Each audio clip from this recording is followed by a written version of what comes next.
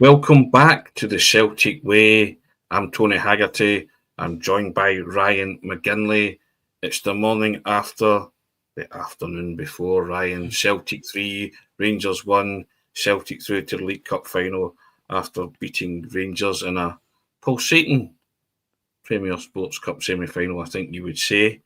We'll be talking about that and more in depth about Martin O'Neill, about what this means for the interim management team and all of that stuff. But first and foremost, just like to say a big shout out to our sponsors at Simply Furniture, and we thank them for sponsoring the podcast and the morning briefings. And they're located in Hillington, Glasgow, and at Simply Furniture are an independent brand dedicated to bringing luxury and contemporary style into homes across the UK.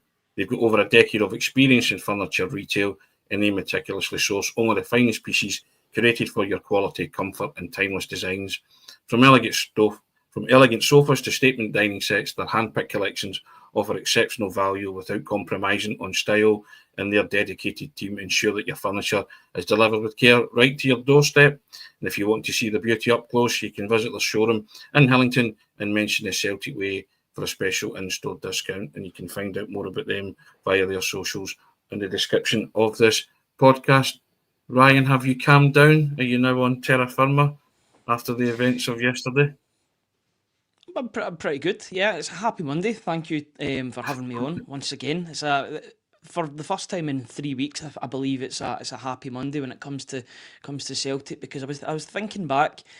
You had Dundee away, which was a 2-0 defeat. You had Hearts away, which was a 3-1 defeat. And now it's the reverse. It's a 3-1 victory against Rangers in the League Cup semi-final. So, yeah, I'm feeling pretty good this morning. Feeling optimistic. I've felt optimistic since, Thursday, Friday, with the way that things were transpiring at Celtic with Martin O'Neill at the helm, assisted by the likes of Shaun Maloney and Mark Fotheringham. Yeah, things are pretty good just now compared to where they were last week. I mean, if you think back to last week and how we were feeling this time, we didn't even know what was about to unfold on Monday. Sure. But swap that Monday for this Monday, and the optimism levels are just night and day, but positively, because there seems to be an air of positivity about the place, and it always helps when you get a Glasgow derby win over your fiercest rivals. I've got to say I've been quite enjoying all of the fallout from the game yesterday. What matters is the scoreline that was on the top left hand Sure. corner, and Celtic defeated Rangers 3-1. A lot of talk about referees, and they should have, would have, could have, with different things.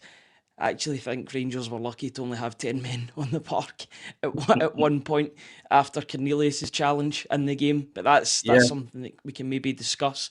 But at the end of the day, Celtic won. They won in 120 minutes. They didn't do it the easy way, but they made it as simple as possible in extra time by scoring 2-3 minutes after the final whistle, the start of the extra time. And they'll be feeling a lot better about themselves today. As Tony Ralston was saying, they have a day off today. They deserve their day off. They deserve to relax and recuperate. But it's a big week ahead. They've got Midtjylland on Thursday and Kilmarnock on Sunday. So, yeah, the weeks don't get any quieter, basically. They do not. And we did a podcast after the game, Ryan, as you say, we spoke a lot about various incidents and stuff. One of the incidents we didn't actually talk about, because you're wrapped up in the vortex of it all and you're trying to think, right, what we talk. Derek Cornelius' challenge, you mentioned that. Having watched it, we saw it in real time and then we watched it back on the monitor. For me, that's a shocker. You should go, actually. If that happens in Europe, Tony, I think it's a stonewall red card. I don't think the European referees, and maybe that's a little bit of leniency from the. I don't want to get into the whole conversation of the referees, because let's be honest, it's the other side of the city that are talking about referees today. Despite the fact that we did call it out last night and said that we thought that the refereeing team, Nick Walsh and his assistants, I thought had a pretty poor game on the whole, allowing fouls to just go by unpunished. For both sides he was poor, but Celtic obviously get the big decisions their way, despite the fact that Rangers got a penalty in the game as well. Yeah, indeed. But no, I thought that Derek Cornelius deserved to walk for that challenge on Johnny Kenny. Taylor Ashgard did walk for his challenge on Ralston, and everybody saw the TV pictures with the stud marks and the ripped shorts. Another incident we didn't bring up, Ryan, was Dysamida's offside goal. That's millimetres, isn't it? That's marginal. I feel that should have been given, because there It's a are angles toenail, where you see isn't it? that He's a toenail offside. And the thing is, with the offside. first chance, yeah, the first chance, people originally thought that it was Maeda that got the ball and that he was well offside, but there's actually a touch from Benjamin Egrin that puts it into Maeda's path. Sure. And when that happens, that split maybe 1.5 seconds, he actually gets himself back almost level. It's a tight one. I think it could have been given either way, but I understand why it wasn't given. I did watch the replays. Me and you had a monitor directly in front of us. We thought that he looked just onside, but it's millimeters. It can either go for you or go against you. And unfortunately, until the Scottish football, which I await with not so much bated breath. I don't really expect it to come in anytime soon, unless they get semi-automated offside. Then these decisions are going to be on a knife edge. Yeah, and another incident, Ryan, that was highlighted on social media last night, and I did think it at the time, near the end, when Celtic put the ball out to get some treatment to Austin Trusty, and Rangers tried to score from the resultant throw-in. I thought that was poor sportsmanship there. You know, the guy's injured, you put the ball out, and the done thing is to return the ball. But, you know, I very seldom have I seen that, where you don't return the ball or you try to mount an attack and score. I can understand the 3-1 down and they're trying to get themselves back into the game. But for me, I just thought I was a bit naughty in the extreme.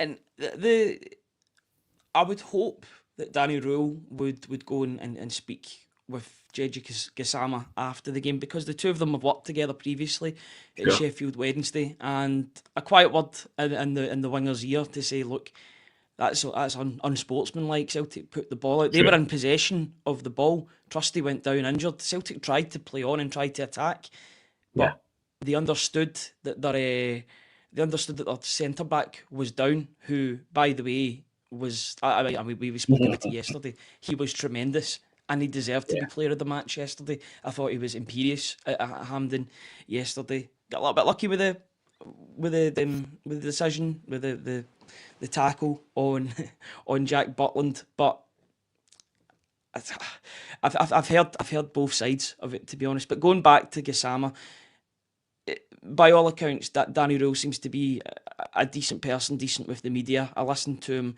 when he was doing the Euros coverage as well. I would hope and I would expect him to have a quiet word in Gisama's ear to say, listen, that's not acceptable. And it would have been an interesting scenario if Rangers had scored there. Would we have seen a Frank Lampard and Marcelo Bielsa-esque incident where Celtic would walk the ball into the back of Rangers' net? That would have opened a complete can of worms altogether. And in some ways, you'd be interested. It's kind of like one of those ones you're like, I would want to see it happen, to see if anything did happen in the game. But yeah, it's poor from Gisama, and I feel like he's escaped the criticism because of the end result. Whereas if the game was on a knife's edge and he did that, then we would be hearing a lot more about it. But I thought it was really poor from the Rangers winger. Yeah, it was. I think it was worth flagging up because not a lot was made of it. But yeah, that's fair enough. Thank you to over 400 people joining us on the stream right now. If you can hit that like button, then that allows us to continue to do what we do and reach a wider audience. So if you can do that, and if you want to subscribe to the YouTube channel, you can all do that as well, because it's free, absolutely free. So as I say, the numbers are rising, Ryan. That's nearly 425 people. Really appreciate it. And we appreciate your support we've had over the past while, since Brendan Rodgers resigned and Martin O'Neill has come in. So thank you for that. Now, the strapline says Martin O'Neill's dream start continues. Is a longer stay an option? Okay, Ryan, here's what the manager had to say about that yesterday when he spoke to the media afterwards. He was asked about, if you look at the likes of Carlo Ancelotti, Bobby Robson, they've all managed into their late 70s. Would you at least be open to the conversation if it's made to you about the manager's job? And Martin O'Neill said himself, well, I don't think there will be that conversation. I genuinely don't think that would be the case. I've come in, deep down, I probably have enjoyed it a bit better than I'm saying, but not a lot. I've had enormous help from my backroom staff, young Shaun Maloney and Mark Fotheringham, big Steve McManus, all three that I managed at one stage or another. Gosh almighty, now they're standing beside me in the coaching ranks. So yeah, it was lovely, and it's a great feeling in the dressing room when you've won a game like that. And then he was asked, the final's in December, is there any chance you could still be the manager at that point? Have you been given any indication? And he said, have had no indication, genuinely no indication whatsoever at this minute, not at all. I would have thought that with Michelin now on Thursday night and then Kilmarnock on the Sunday, I would have thought that there's probably time for them with an international break for the board to think about something. And then I asked him, would you like to lead them out again at Hampden in the final? And he said, well, secretly you would love to, but it's December time, we're in the results business, and all of these things can change. In these games, it's all about results. Honestly, it is, and that will determine whether the board might think about taking their time. If Celtic had been beaten today, I might not even have seen Thursday. You know, he likes a wee clip in at the end there, Ryan. So that's his thoughts on the job, Ryan. What do you think? It's the heart and the head, isn't it, at the moment when it comes to Martin O'Neill? And maybe a wee bit of the head and heart going together, to be honest, with the way that he's started his interim tenure. It's been a dream start for him. Such a convincing win against Falkirk, but not just the win, the atmosphere at Celtic Park, the way that Celtic performed, the way that players that weren't performing under Brendan Rodgers performed that night. And then to take that into such a pressure-filled game against a team whose tails were up under Danny Rule, they were up for this game. They wanted it. Granted, I don't think they showed their best game on the pitch yesterday. I think maybe the occasion got the better of them, and Celtic wanted it more on the day. I think that would be fair to say, given the balance of play. Certainly in the first half, they managed to rally in the second half with 10 men. And actually thought for a lot of the second half they were the better team despite having 10 men. But in terms of the opening of the game, Celtic were the better team and they were really imposing themselves on their opponents, which was great to see, and it's something we've not seen in that fixture in a wee while from Celtic, which is it's a welcome sight, of course. I've no doubt that he would want to be the manager leading Celtic out in the Premier Sports Cup final. He'll be desperate for another trophy. He's scratching the itch and he's got the hunger. He's got that addiction for football. He says it's never left him, but it will certainly be having its say on him in his head. I think for me, Tony, this all depends on who Celtic ideally want as their ideal candidate and the timings in which they can bring this man in. We're not any clearer yet as to who's going to be the next Celtic manager. You would hope in the next week to 2 weeks that position would be filled in an ideal world. But if it isn't, there's no one better at this moment in time to steady the ship than Martin O'Neill for what he's done. And not just Martin O'Neill. I've mentioned Shaun Maloney in the tagline as well. I did the headline before coming on here. There's a great clip yesterday of Shaun Maloney directing the players and giving a really impassioned team talk to everybody, letting them know the instructions, letting them know. This was in I think it was right before the second half of extra time. So he was letting the players know to not get ahead of themselves, I think, to go for the jugular, go and win the game, win it by more goals. But you can see that dynamic. Martin O'Neill listening to Gavin Strachan in the background, I believe. I think the two of them were in conversation.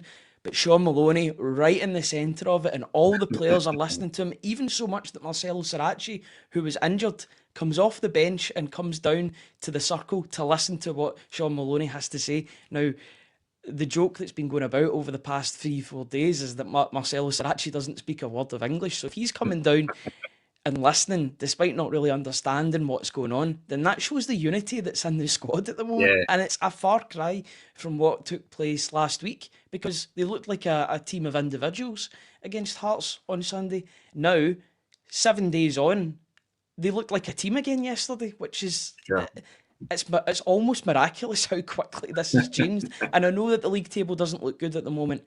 That's something that they can work on in the weeks and months ahead. But from where they were on Sunday to where they are now, it's night and day, and you've got to give full credit to Martin O'Neill, Shaun Maloney, and the rest of the coaching team for doing that.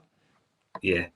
And he was asked as well, Martin O'Neill, would you be happy to sit down with Dermot Desmond to talk about the job?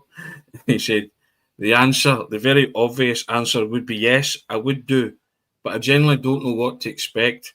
Coming up, when I saw the games that they had in the international break coming up, I thought, well, they have a couple of weeks to think about it. I haven't even spoken to him, i.e. Dermot Desmond, since that, so I don't know. But in a perverse sort of way, I have kind of enjoyed the 2 games, but not a lot. I mean, he is You're not just supposed to enjoy wisecracking. these fixtures, Yeah, Tony. That's he's wisecracking his way through these things, but you can tell. I said before that he has played that kind of old man, self-deprecating card, but he is a ferocious competitor.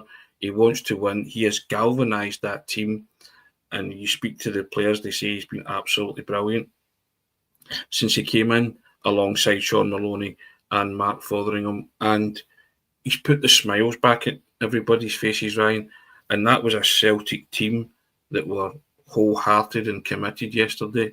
You know, the Celtic Daz will tell you, Martin O'Neill's teams, that's the hallmark of their teams.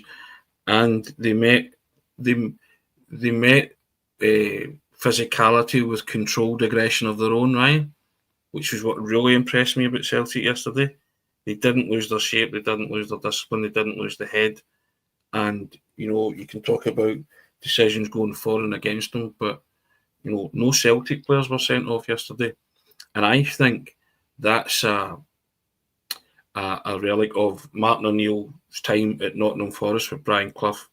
Brian Clough always told his players, never argue with the referees, you'll never win, and accept the decisions and accept the authority of the men in charge, even though they err a lot. But I think Martin O'Neill's still in that in the Celtic players, because there were a number of flashpoints where players were getting involved and steaming in and running in. Their Cornelius tackle was one of those where lots of people got involved. Because I think at one point you said to me, I think Liam Scales has been sent off as well, didn't you, for his reaction to it? You felt that, and that's what I I'm don't know talking if it about. was the delay, or the fact that the red card was still in Nick Walsh's hand, but I just felt that somebody else had been sent off. And Kasper Schmeichel plays a really important job in all of that, Yeah, because he acts as the sort of moderator. He calms the situation down peacemaker, because yes. he understands what that can lead to. Yes, Asgard has been sent off, but if Celtic do anything silly and that, if a player reacts too strongly, then the game could be evened up in terms of personnel. Not evened up because the referee wants to even up, but evened up because a Celtic player reacts to what's happened to Tony Ralston. But it was the phrase I was using so much yesterday. It was controlled aggression from Celtic. Yes, the Trusty incident was silly from the defender. It was the only time he put his foot in the wrong place, if we're being honest, for the whole 120 minutes that he played on the park. There was somebody in the comments as well saying I should be talking about Scales, and he's completely right. I should be talking about Scales because he was absolutely monstrous yesterday, and he's been Celtic's best player this season, and he deserves all the credit in the world. But the controlled aggression, I like seeing that snide side of Engels coming out. I like it because from Negrin as well, you saw it against Scott Arfield on Wednesday. You saw the snidey side of the players. I want to see the dirty side of the game coming out. Not the dark arts, but I want to see players back up their men when they get a bad challenge against them. And that's not been happening a lot this season. But over the past 2 games, I've noticed that they're all on the same boat when it comes to backing their man. When Tony Ralston took that challenge, there was 3 or 4 players already in there at the referee saying that's a red card. Thankfully, Nick Walsh had made his mind up before those players even intervened, and it was a red card. It would have been a red card if it went to VAR. It didn't even need VAR because it was that obvious that it was a sending off. But I love to see that from the team. I like knowing that if a player goes down due to a terrible challenge, that there's other men that are quite happy to take their back and to take the players back that's been inflicted that challenge. It's great to see, and I want to see more of that. It's that heart that's been injected back into Celtic over the past week that I'm absolutely loving at the moment. What I liked as well, Ryan, the first player on the scene when Cornelius smashes into Johnny Kenny was Dyson Maeda. And Dyson Maeda is a master of the dark arts. He filled with impunity yesterday, but they're just wee niggly ones. But I love that about Dyson. Yeah, He gets away with it because it's not. It is a kind of feature of his game, but he's not a dirty player. He's just more of a nuisance. And I like that about Dyson yesterday. He was everywhere. When Rangers tried to steal possession, Dyson either would rob it back, and he could have, for persistent fouling, he could have got himself into more bother than he did. But I like Dyson Maeda yesterday and what he brought to the table again. That was one of the craziest shouts yesterday. I saw that people were shouting for Daiz Maeda to be sent off for the challenge that he had. I can't remember who he stopped in his tracks, but he just had him. It was a high foot, but he doesn't stud him. It's a yellow card. It's more a professional foul rather than anything else. But see if you're feeling aggrieved that your team has got a decision against you, it doesn't then mean that every challenge is automatically a sending off to even up the game. It was there's been quite a few crazy takes on social media over the past 12-15 hours, I would say, Tony. And as long as Celtic are the winners in the game, long may it continue, to be honest with you. Of course. Winning is everything. The manager even said so himself, winning those games was important. You've touched upon Shaun Maloney and Mark Fotheringham. We can't underestimate, and Steve McManus, manager mentioned him, can't underestimate their contribution yesterday. It was a real team effort, Ryan. That camaraderie and spirit was there, given to them by that coaching and management team, and you saw that in the players. The attitude was second to none. And I think the disappointing thing was that they didn't put Rangers away in 90 minutes because they had enough chances to do so. But that's 7 goals in over 2 games, Ryan. Bit of a swashbuckle coming back into the team. They are creating chances, numerous chances, and they're now scoring goals.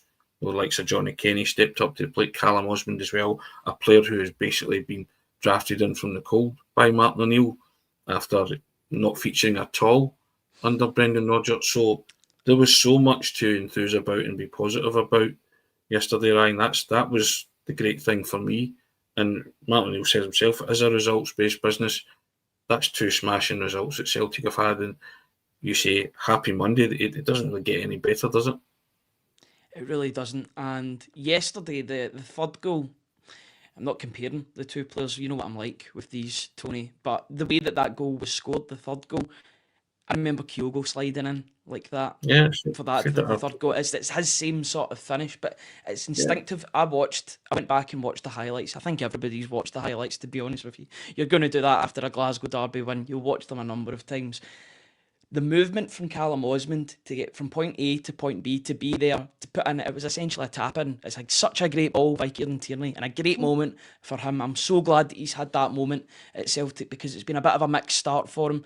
Love to see that from Kieran Tierney, and he loved that goal as well. I don't know if you've seen the unique angle yet, but there's a moment where Callum Osmond and Kieran Tierney celebrate, and you can see the passion on Kieran Tierney's face. That's not just a Celtic player, that's a Celtic supporter that's out there doing a job for his team, and he had the desired effect coming off the bench. But Callum Osmond, questions may have to be asked as to why we've not seen more of this player, because he scored 1 goal yesterday, and if he had his proper shooting boots on, he could have at least had 2 or 3, maybe even 4, because he had a couple of really massive chances in the games. Granted, if he scores those ones in regular time, he doesn't then have the chance in extra time to have more of an opportunity to score goals, and by then you could tell that the Rangers defence was tiring. But for me, I saw a striker that could smell blood amongst that Rangers defence yesterday, and that's all he needed. All he needed was just that little drop, and he was ready to go. He wanted to put the ball past Tavernier every single time. Not everything came off for him in the game, but the biggest bit of credit I can give him is that he was brave yesterday and he took his opportunity. That occasion could have been too big for Callum Osmond. That was only his second ever competitive game. It's important to underline that point. But he played with no fear. He didn't allow his head to go down when he missed those chances, and he got what he deserved at the end of the game, which was that goal. And it's a goal that he'll remember for the rest of his life. He was saying yesterday that it was the best day of his life, the craziest day of his life. Hopefully it's the first of many at Celtic for Callum Osmond. But he'll just want to experience that feeling more and more, Ryan, which augurs well for Celtic.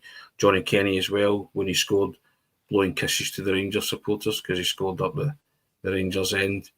Things like that. You say, good on you. The two guys are playing with real confidence. And as you said, we spoke about it in the after-match pod about that Kyogo-like movement. That's why it's such a good goal, because he makes it look so easy. But it's not easy to sprint off your defenders like that. And that I spoke about that with you. I think the dogs enjoyed it as well, Ryan. Yeah, as you can if you just let me take the lead, will you literally take the lead while you sort them out, or while the decibel levels lower a little bit. Yeah, I'm delighted for Callum Osman, because he's a player that there was quite a bit of fanfare when he came to the club. There was talk about he was spotted at Lennoxtown, this and that. I remember writing the story, and people were quite excited because the Fulham fans were pretty gutted to see him go, because they saw him as a young player coming through, only 18, 19 years old, but a player that can really make an impact in the future. That was their hope and their expectation with Osmond. And then there was talk. So the season started. We saw him in pre-season. I don't think he showed his best stuff in pre-season. I thought he was pretty anonymous in the games, to be honest with you.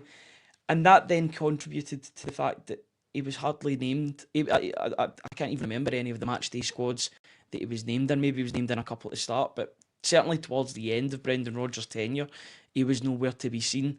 So there was naturally a bit of excitement on Wednesday when his name was on the team sheet against Falkirk. He came on, made a good impact, should have scored in the game, but it was the same sort of goal that he missed on Wednesday that he scored at the weekend against Rangers. And see, if you're going to miss a chance, you'd much rather he misses it against Falkirk when Celtic are 4 goals up, or 3 goals up at the time, maybe into 4 goals, than against Rangers when Celtic were needing a third goal to really kill off the tie. If he was keeping his shooting boots for that game against Rangers, then I've got no issue with that whatsoever. There was quite a bit of noise made about Osmond, the fact that he didn't take a loan deal, and I'm the first to admit I didn't understand his reasoning why he wouldn't take a loan deal, especially when he hadn't made his breakthrough.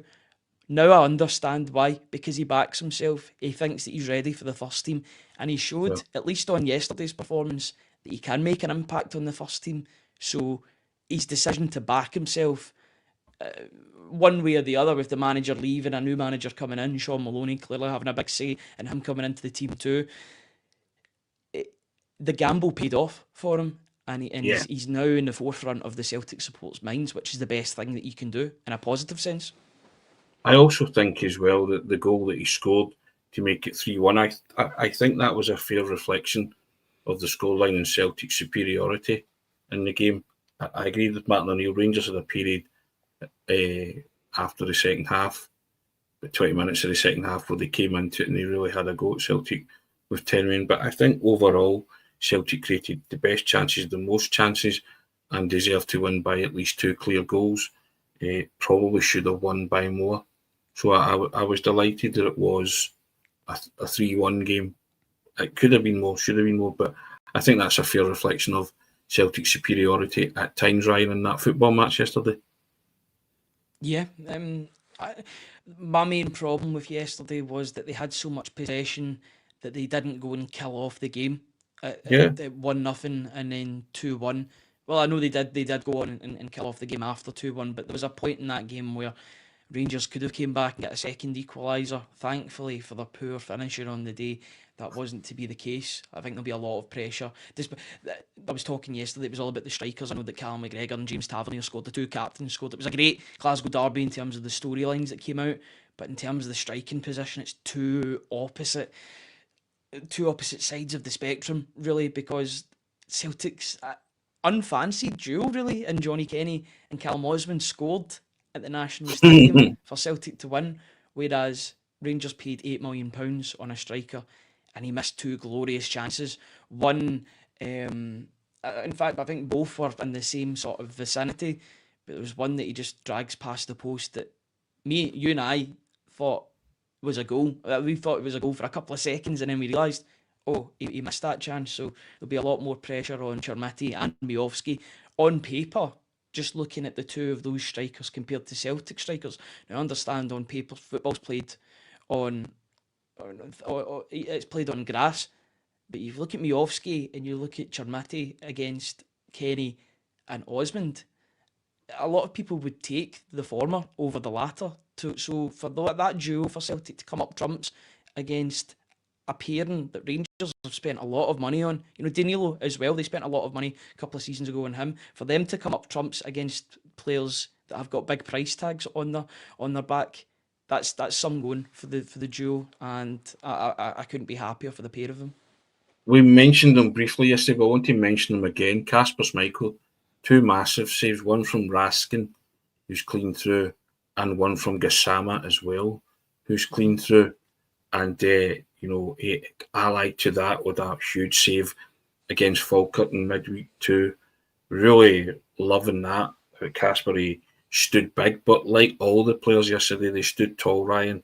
They were big in the face of adversity. I said to you, I made a point of saying they were well drilled and they all knew their job.